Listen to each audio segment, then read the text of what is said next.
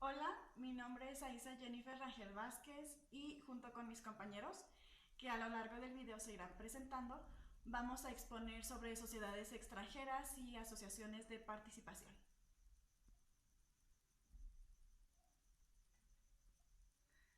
Para iniciar esta presentación y para contextualizarnos un poquito más, me gustaría que recapituláramos y retomáramos un poco sobre el concepto de sociedad mercantil.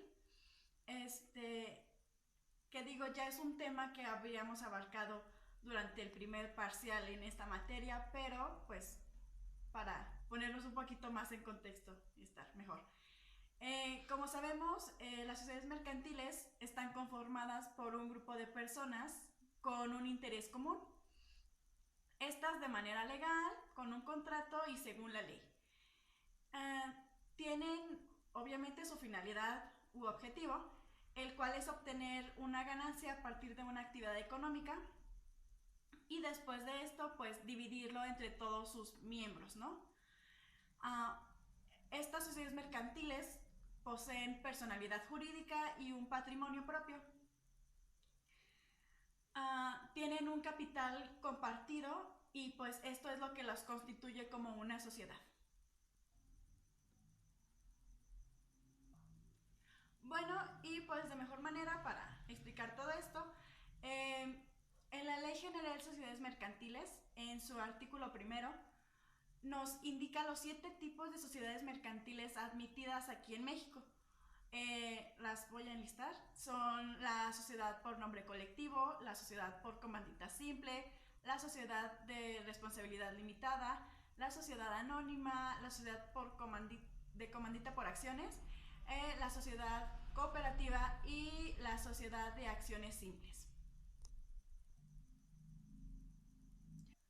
Ok, bueno, y ahora sí, metiéndonos un poquito más a fondo en nuestra exposición, pues vamos a continuar con las sociedades extranjeras. Bueno, las sociedades extranjeras son constituidas fuera del territorio mexicano, o sea, en el extranjero, basadas en las leyes de su país de origen y pues obviamente que ejercen el comercio dentro del territorio mexicano. Ok, bueno, bien, para esto nos vamos a basar un poco en el artículo 15 del Código de Comercio, abarcando el primer título, ¿sí? En el que se indica que estas sociedades extranjeras pueden ejercer el comercio, pero solo sujetándose al Código de Comercio de aquí de México. Según esto indica que estaría explicado más extenso en el capítulo 9, pero pues está ya derogado. Ok, retomando un poco la Ley General de Sociedades Mercantiles, en su capítulo 12 nos, nos lo pone específico para las sociedades extranjeras. Es un capítulo súper corto, solo son 2 artículos. En el primero, que es el 250, y es donde empieza, nos indica que las sociedades extranjeras constituidas ya legalmente, pues también tienen personalidad jurídica dentro de la República.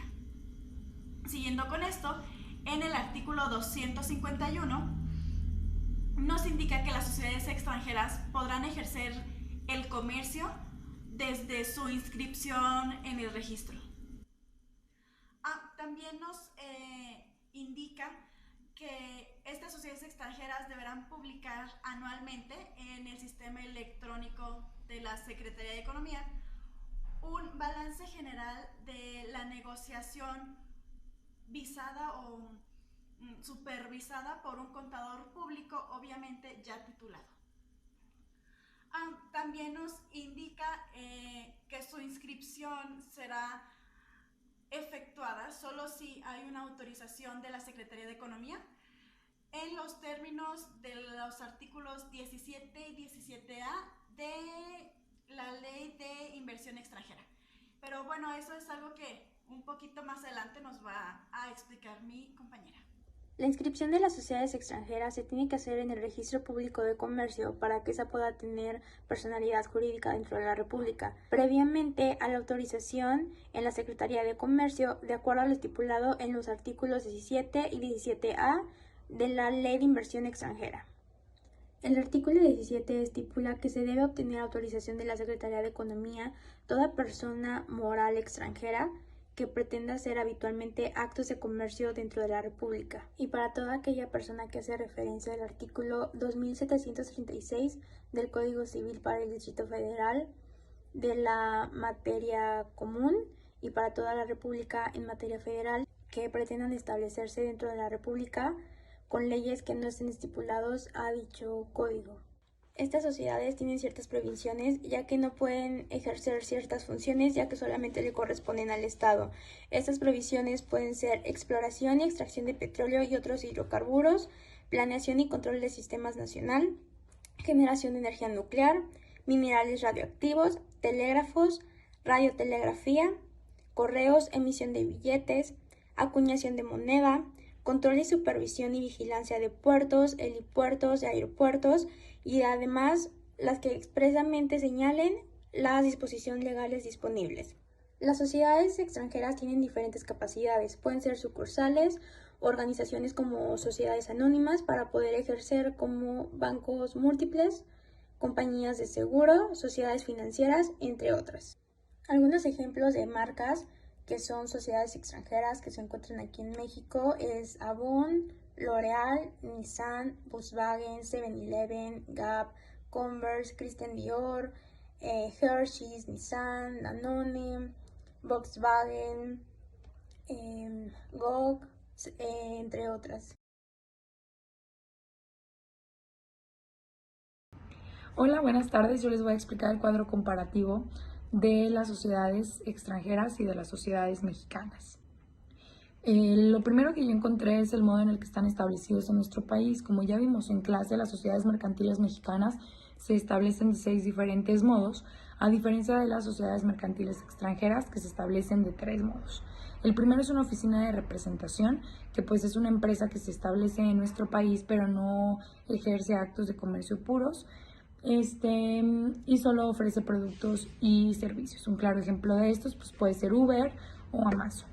La segunda es la sucursal extranjera, que esta es una sucursal gemela y ofrece el mismo producto y servicio que se ofrece en el país de origen. Y pues un ejemplo de este puede ser Walmart. Y la tercera es la Sociedad Mercantil Mexicana con Inversión Extranjera, que esta se constituye de origen como una empresa mexicana con capital nacional en su origen, pero para su crecimiento se acepta un capital extranjero. Un ejemplo de este pues puede ser Grupo Bimbo o Grupo FEMSA. La segunda diferencia que yo encontré es la ley que las regula. Las dos comparten la Ley General de Sociedades Mercantiles, pero las sociedades extranjeras las regula la Ley de Inversión Extranjera, y en nuestras sociedades mercantiles mexicanas se regulan por el Código de Comercio. Otro punto que yo encontré es en el artículo 251, nos dice que la inscripción solo se podrá efectuar a través de la Secretaría de Economía, y pues esto para evitar que pues algo no esté en orden o no sea legal. Y las sociedades mercantiles mexicanas se pueden inscribir directamente en el Registro Público de Comercio. En el mismo artículo nos dice que las sociedades extranjeras solo podrán ejercer el giro mercantil mediante el cual se inscribieron en el Registro Público de Comercio. En cambio, las sociedades mercantiles mexicanas pueden realizar otros giros de comercio o otros actos mercantiles para lograr su objetivo social exteriores. Y pues esto está un poquito confuso, tiene algo que ver, pero pues se los quería mencionar. La Ley de Inversión Extranjera, en el artículo 15, nos dice que la Secretaría de Economía le dará la razón social y la denominación a la empresa extranjera. En cambio, en el artículo 27 de la Ley General de Sociedades Mercantiles nos dice que la razón social se formará con el nombre de los socios, algún nombre, palabras que estos mismos establezcan. Y pues estas son algunas de las diferencias de cómo están establecidas, cómo actúan, qué pueden hacer en nuestro país y no. Y pues ya, rápidamente esto sería todo. En esta sección titulada Asociaciones en Participación, vamos a ahondar un poco en el tema a la vez que vamos desarrollando el mismo, comenzando primordialmente por dar una definición. Bueno, nos vamos a referir al artículo 252 de la Ley General de Sociedades Mercantiles, en el cual nos comenta que es un contrato por el cual una persona concede a cambio de bienes o servicios llamadas prestaciones a otra persona una participación en las utilidades, esto es en las ganancias o incluso en las pérdidas de la misma. Esto pues a través de las diferentes actividades de comercio que se realizan en la misma. Para darle un enfoque más amplio al tema, vamos a remontarnos a los tiempos del derecho romano y como antecedente histórico una figura llamada el contrato de comenda.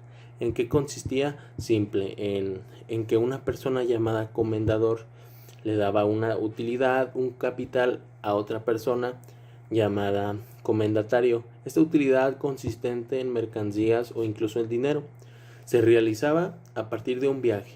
El comendatario, al realizar el viaje y contar con el capital, pues se encargaba de las diversas negociaciones que fueran surgiendo durante el desarrollo del mismo viaje. Al concluirlo, pues participaba tanto el comendador como el comendatario en las ganancias o incluso en las pérdidas que se llevaron a cambio en este viaje, a través de la proporcionalidad que se había pactado al inicio del mismo, la proporción convenida de ganancias o incluso hablando de pérdidas. Hablando con el tema, proseguimos a la clasificación del contrato de asociación en participación. Principalmente vamos a hablar, pues que es un contrato principal, puesto que no requiere de fuentes accesorias para la realización del mismo. Es un contrato también nominado porque está expresamente regulado por las leyes mercantiles. En este caso hablamos de la Ley General de Sociedades Mercantiles. Es un contrato consensual, puesto que se perfecciona a partir del consentimiento de ambas partes. Hablamos de que es un contrato formal, puesto que requiere una serie de requisitos, de pasos a seguir para darle validez al mismo. Es un contrato bilateral, puesto que involucra la relación jurídica entre ambas partes. Por un lado, la prestación o las prestaciones del acreedor y las contraprestaciones del deudor, hablando de derechos y obligaciones. Es un contrato aleatorio. ¿Por qué? Porque pues requiere de la realización de ciertos eventos, un poco tirando al azar, puesto que hablando específicamente de ganancias o pérdidas depende mucho de la empresa del asociante, de la suerte que tenga en el momento. Hablamos también de que es un contrato de eficiencia continuada, porque pues su realización también depende de, como ya lo mencionamos, de una serie de actos. Y contrato oneroso, tal vez como objeto principal de esta asociación, pues porque ambas partes obtienen un beneficio, un provecho, que pues no olvidemos que es como la motivación principal para este tipo de contratos de asociaciones. Continuando con este tema, vamos esta vez a los elementos del contrato. Comenzando por las partes de este contrato. Por un lado tenemos al asociante, que es el deudor, sujeto pasivo, que es la persona a la que se transmite la propiedad y a la que se le presta los servicios. Esto pues lo hace el asociado pues con la finalidad de realizar una determinada acción, una actividad establecida. Por el otro lado tenemos al asociado, aquí sujeto activo, acreedor, que es la persona que transmite los bienes, que presta el servicio, esto a cambio de participar en las utilidades.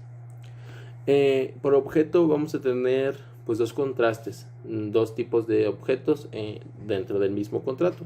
Por un lado, consistente en transmisión de bienes y pues la prestación de servicios del acreedor al deudor. En este caso, el asociado es quien administra pues sus recursos al asociante para realizar determinada acción. Y por otro lado, pues tenemos la obligación de esta parte del asociante a distribuir las ganancias o las pérdidas con su asociado. Continuando con los elementos del contrato de esta asociación en participación, habrá que analizar el fin o el motivo, que consiste más que nada en la obtención de un crédito para la realización de una actividad económica determinada, esto con el propósito pues de generar una ganancia. En la forma, ya lo vimos, que es un contrato pues que requiere cierta formalidad, una serie de requisitos para que obtenga validez, pero también es importante señalar que en este contrato pues no se necesita que se inscriba en el registro público de comercio o que sea presentado ante un fedatario público. Analizando las causas de la terminación del mismo, tenemos pues el vencimiento del mismo contrato, o una vez que ya se hayan realizado todos los actos jurídicos por los cuales anteriormente se habían aportado bienes o servicios y ya se hayan repartido las ganancias o las pérdidas según sea el caso, o también por el fallecimiento de una de ambas partes o por no haber estipulado desde un principio sentado por escrito los términos y condiciones del mismo contrato, o todas las estipulaciones que versen en el artículo 259 de la Ley General de Sociedades Mercantiles, en donde hace referencia que se regirán por las mismas disposiciones que las sociedades en nombre colectivo. A continuación les hablaré sobre las obligaciones de las partes, tanto del asociante como del asociado. En primera, el asociante una de sus obligaciones es entregar las utilidades y reintegrarle sus aportaciones cuando no se haya pactado la transmisión de la propiedad, desempeñar sus actividades sin la intervención directa del asociado, es el responsable de actuar como el representante legal y el encargado de administración del negocio. En la administración se llevaría a cabo la contabilidad, expedir comprobantes, llevar el registro de acciones y certificados de aportaciones patrimoniales y llevar el registro de utilidades, entre otras más. El asociante también debe obrar en nombre propio y no habrá relación jurídica entre los terceros y los asociados.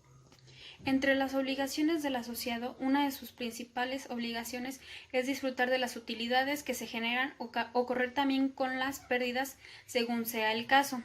Es responsable de su inscripción en el registro federal de los contribuyentes y los asociados deben inscribir la asociación en participación en el registro federal de contribuyentes con el fin de hacer la distinción de los ingresos por posibles actividades propias. Ahora hablaré de la legislación que se ve en los asociados en participación, que está contenida en la Ley General de Sociedades Mercantiles, que se ve del artículo 251 al 259, como ya lo habíamos visto. Como podemos ver, desde el artículo 251 nos habla de qué es una asociación en participación. Ahora lo que veremos es una de sus principales. También podemos ver lo que es respecto a los terceros en el artículo 257 sobre sus bienes aportados que pertenecen en propiedad al asociante, a no ser que por la naturaleza de la aportación fuera necesaria alguna otra formalidad, pero esta se tendría que ver estipulada en una cláusula en el registro público de comercio del lugar del asociante donde ejerce el comercio. Aun cuando la estipulación no haya sido registrada, estos surgirán sus efectos si se prueba que el tercero o tenía o debía tener conocimiento de él. En el siguiente artículo podemos ver la distribución de utilidades, en las cuales las pérdidas que se correspondan a los asociados no podrán ser superiores al valor de su aportación, tendrán que ser menores a ellas. Y esto se puede ver en el artículo 16 de esta misma ley. También para ver lo que es, para formar una asociación en participación, se tienen que hacer prioritarias algunas actividades, como la actividad específica en las cuales las partes deciden contratar y hacer este contrato. La proporción de las pérdidas, como ya lo habíamos visto en el artículo 258, las cuales no se pueden ser superiores a las aportaciones de los asociantes y del asociado. Y el monto de la ganancia. Esto se va a ver materializado en el momento en el que el inversionista desee participar en un negocio para obtener una utilidad sin construir una sociedad. También algunos puntos que podemos ver en general en el contrato de asociación en participación es que requiere mínimo de 2 personas o 2 partes en las cuales se participen en el contrato, valga la redundancia, carece de personalidad jurídica, no tiene razón o denominación social y no cuenta con un patrimonio social mercantil ni se crea un patrimonio común entre el asociante y el asociado. El contrato de asociación y participación debe constar por escrito y no estar sujeto a registro, como ya lo habíamos visto. Bueno, también como se había hablado, las utilidades y pérdidas se distribuyen según lo pactado en el contrato y las pérdidas de los asociados no pueden exceder a sus aportaciones y en ningún momento puede adquirir la forma de una sociedad mercantil y se administra conforme a las reglas aplicables a las sociedades en nombre colectivo en cuanto al funcionamiento, disolución y liquidación. También es bueno agregar la legislación que está contenida en la Ley General de Sociedades Mercantiles, de la cual podemos ver algunas de las obligaciones que tienen tanto el asociante como el asociado. Como se ve en el artículo 253, la asociación en participación no tiene personalidad jurídica ni razón social o denominación. Tanto así lo vemos en otros artículos como que el contrato de asociación en participación debe constar por escrito y estar sujeto a registro. En los siguientes artículos podemos ver en el 255, en los contratos de asociación en participación se fijarían los términos, proporciones e interés y demás condiciones que se deban realizar en este contrato. El asociante obra en nombre propio y no habrá relación jurídica entre los terceros y los asociados, como lo habíamos visto uno de los objetivos principales de los asociantes y que nos lo viene a mencionar aquí la legislación de la Ley General de Sociedades Mercantiles. Como concluimos, un breve pero conciso análisis de sociedades extranjeras y asociaciones con participación, agradeciendo en todo momento la atención prestada. Un saludo y esperando que pronto volvamos a incorporarnos a nuestras actividades académicas con normalidad.